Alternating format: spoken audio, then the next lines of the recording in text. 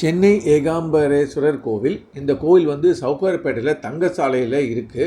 இது வந்து பாரிஸ்லேருந்து நடந்து போகிற டிஸ்டன்ஸ் தான் இது.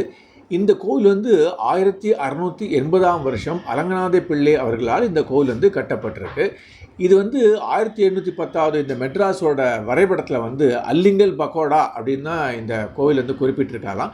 இந்த கோவில் வந்து மூலவராக வந்து ஏகாம்பரநாதர், அம்மனாக காமாட்சி அம்மன் இருக்காங்க. இந்த தல நவகிரக பரிகார தலமாகவும் திருமணத் தடை நீக்கும் தலமாகவும் இந்த கோவில் வந்து இருக்குது. இந்த கோவிலோட தலவிருட்சம் வந்து மாமரம் இருக்குது.